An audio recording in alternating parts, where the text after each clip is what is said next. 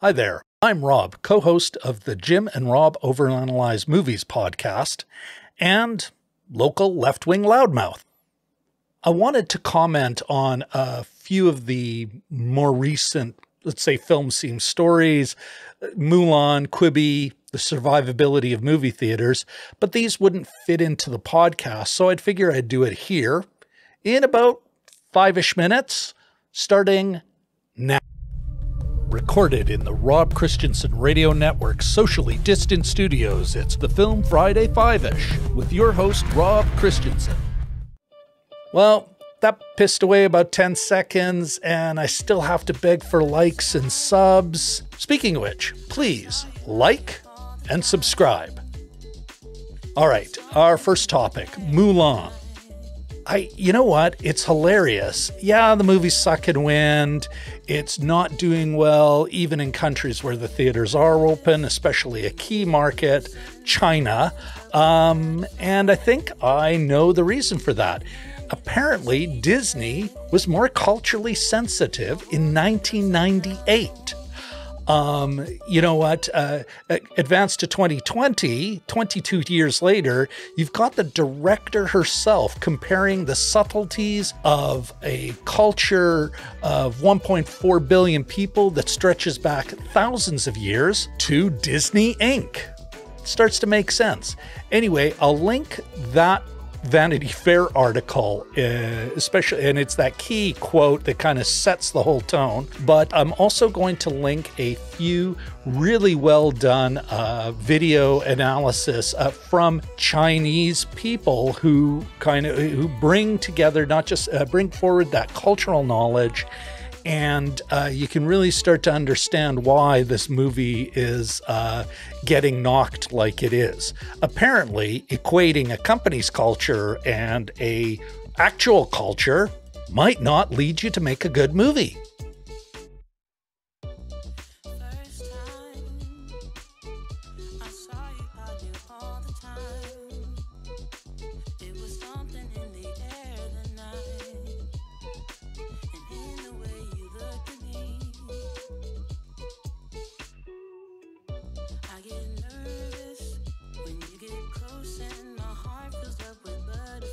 And special shout out to my great friend Kyle Wong, who's been a guest on the podcast, for putting me on to one of these great videos analyzing the cultural relevance of Mulan, how it fits into modern Chinese culture, and how Mulan the movie totally whiffed. A little water.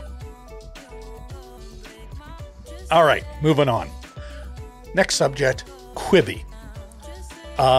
Now, those of you who know me know just how much I love when the so-called big smart money craps the bed, and boy did they ever with Quibi, pissing away north of $1 billion on an app, a pay-for video service that was supposed to give us something to do when we're, killing time in a line or on the bus or in a cab, as though there's nothing else on it. Needless to say, yeah, they're looking for a buyer. Link in the description. And I find this very entertaining.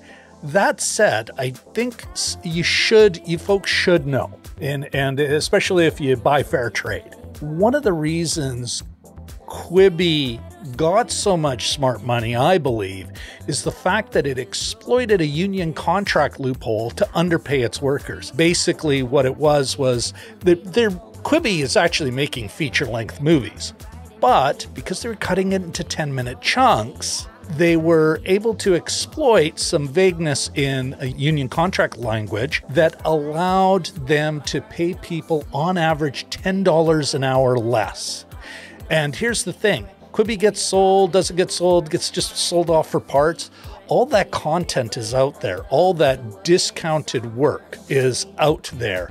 And you may end up watching Quibi content that was kind of, again, exploiting a loophole, taking advantage of workers. And these are folks don't have control over the content, don't have control over the distribution, etc., etc.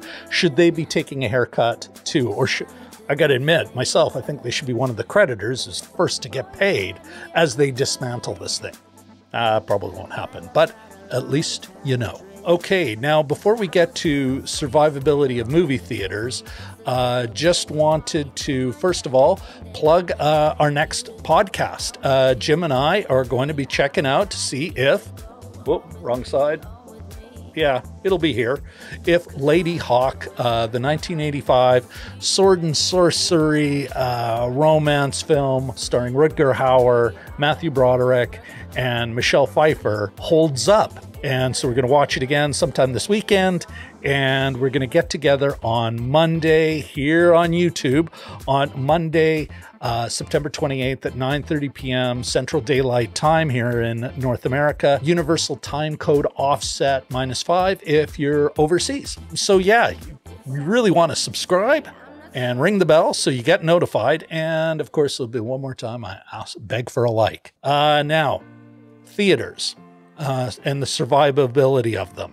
Of course, with all the big studios pushing back the real money makers into December or into 2021, a lot of theaters are again closing, especially in the big markets in the United States. And it kind of brings up the question, will big chains survive? And how will that affect the big studios and these big mega blockbusters? What I'm curious is that, you know, let's say an AMC or here in Canada, a Cineplex Odeon just up and disappears as a corporation. It goes under. I'm thinking the infrastructure's still there. The theater didn't go anywhere. The technology, the distribution, the projection technology hasn't gone anywhere. I gotta admit, I'm thinking once it's actually safe to get in a crowd, the real question is, do we go back? And so that's, I guess, my question, because I figure as long as studios can put butts in seats, someone will pick up that infrastructure at 10 cents on the dollar and, you know, open it up for us all. So yeah, I'm asking you here, you know what? Once everything normalizes, and by normalizes, I'm defining that here and now as it is safe to be in crowds, that, you know, governments have, regulatory bodies have said, yes, you know what, as long as other safety precautions are taken into account, fire safety, etc., proper crowd management, you don't need to wear a mask. There's no other restrictions. Will you go back to the movie theater? Will you go as often? As your habits change so much that you just don't go, or you're going even rarer than you did before? Or maybe you're thinking, no, Rob, I'm going to be going more because I am sick of Netflix. You know, I'm sick of going for walks with my friends. They're fine and all, but I want to sit on my butt in air conditioning. I don't know. So on this, I'm not even sure. I just think, yeah, as long as people go back, those theaters will open up again. So yeah, comment down below. Let's get the conversation started. What do you think? How do you think your behavior is going to change? Have you heard any of your friends say, I'm never going back to a movie theater, or I can't wait to go back? How do you feel? Yeah, let's talk about it. So anyway, I think that's about it. Yeah, we're just about at the end here. And I've either finished right on time, a little early, or I went a little over. Whatever. Anyway, you can go now. Fly, be free. I've been